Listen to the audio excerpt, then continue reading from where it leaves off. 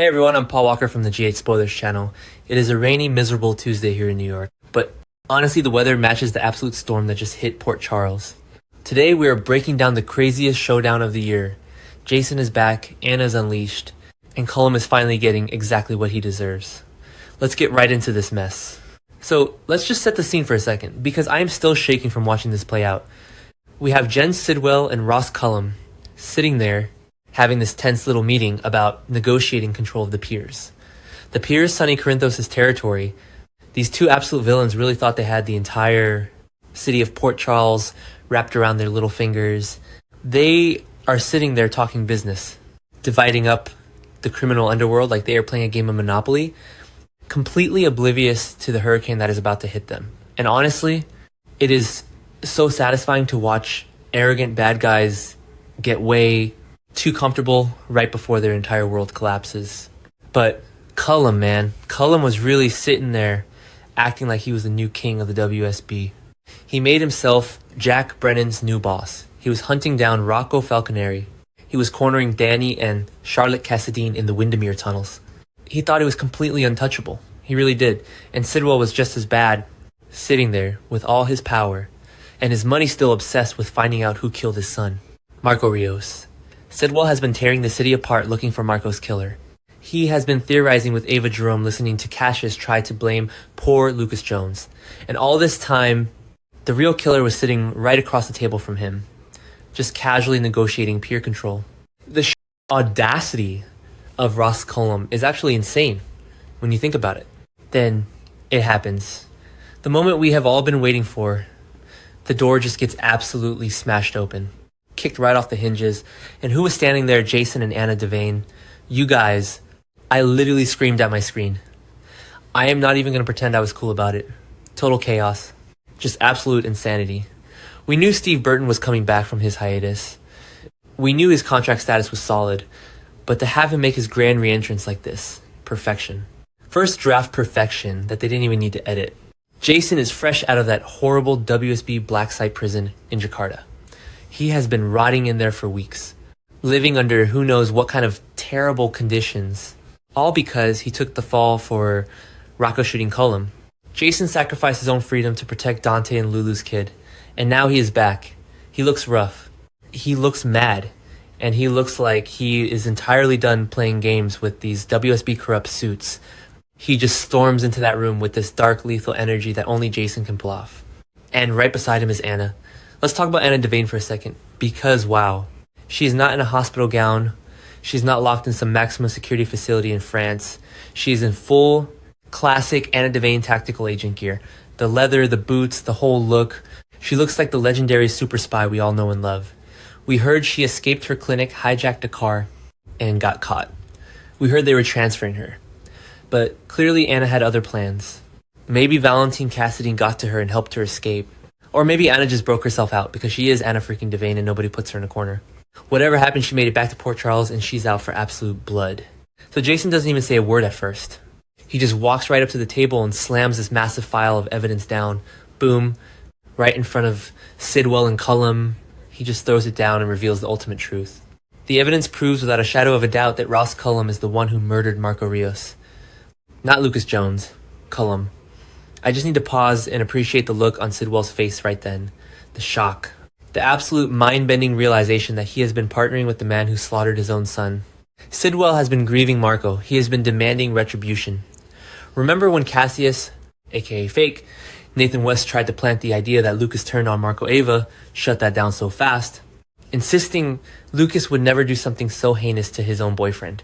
And Carly even went to Lucas, pleading with him to move out of Windermere because living with Sidwell was too dangerous. Lucas has been carrying all this guilt, blaming himself for Marco's demise, and the whole time, the real monster was Cullum. The vindication for Lucas is huge here. I am so glad his name is officially cleared of this mess, but the tension in that room, you could cut it with a knife. And then Anna steps up, because exposing Cullum for Marco's murder wasn't enough. No, they had to completely destroy his entire operation. Anna looks right at Cullum and exposes the fact that he has turned Windermere into an illegal, off-the-books prison. She lays it all out, the catacombs, the cells, the two-way mirrors. She She completely unmasks his sick little operation.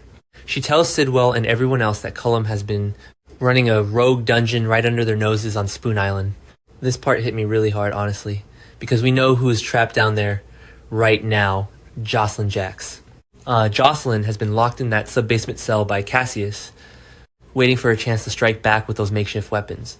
And how did Jocelyn get those weapons? Because Anna Devane tucked them away when she was held hostage in that exact same room back in October 2025. The history here is so deep. Anna isn't just taking down a corrupt WSB director. She is taking down the man who built the cage that traumatized her.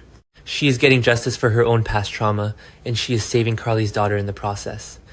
It is just brilliant writing. Maybe I'm being too generous, but you have to admit the emotional payoff here is massive. The appearance of this legendary duo leaves Sidwell completely stunned. He is just frozen.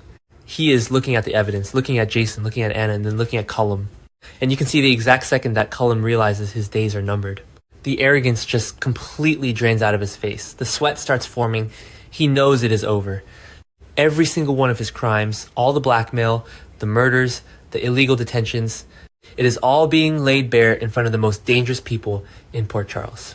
And then the chaos really erupts. Because Cullum isn't just going to surrender peacefully. He is a cornered rat. But before he can even make a move, Jason is on him. Jason physically subdues Cullum right there in the room. He just grabs him, pins him. And Hong Che, he completely restrains him by force. And the craziest part, Jason does it right in front of Sidwell's gun. Sidwell has his weapon drawn. He is pointing it, but who is he going to shoot? Is he going to shoot Jason for interrupting? Or is he going to shoot Cullum for murdering Marco? The standoff is so intense, I actually forgot to breathe for a second. I mean, think about the ripple effects this is going to have across the entire show. Cullum is done. He is finished. But what does this mean for everyone else?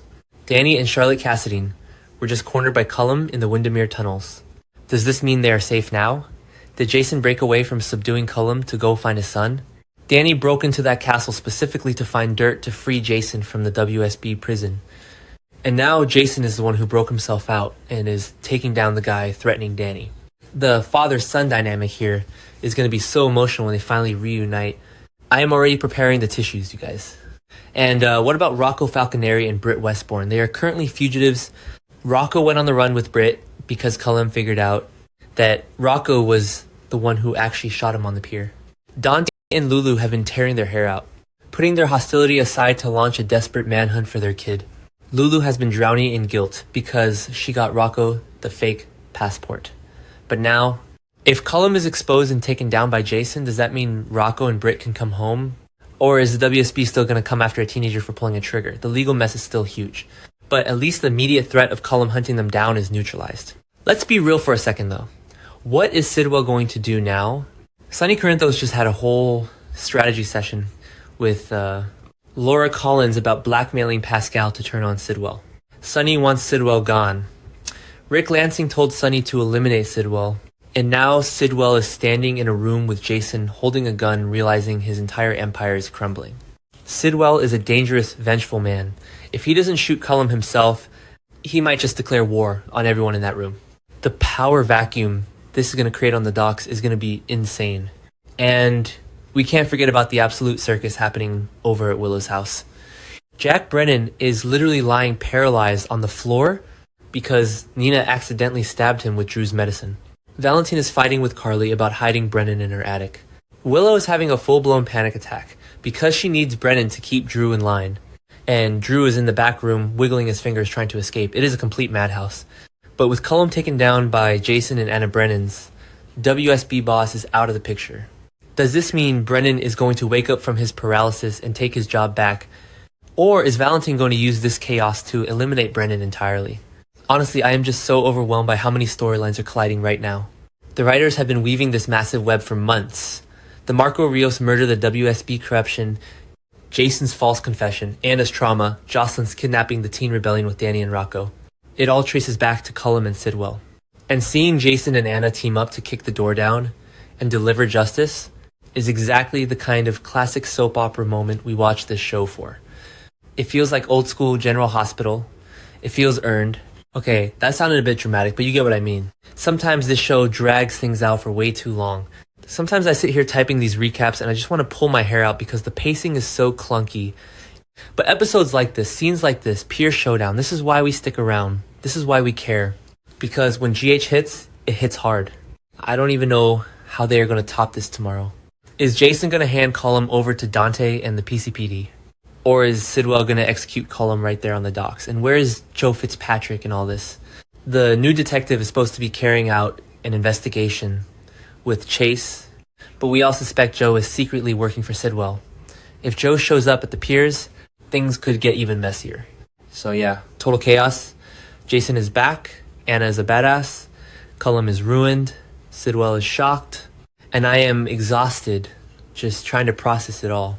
I need to go lie down and maybe rewatch that door kick about 50 more times. Let me know in the comments what you guys thought of this showdown. Do you think Sidwell pulls the trigger? Do you think Jason and Danny are going to have a tearful reunion? And seriously, who is going to rescue Jocelyn from that sub-basement now? Drop your thoughts below. I'll be back tomorrow to break down the fallout, assuming my heart rate goes back to normal by then. Stay safe out there, Port Charles fans.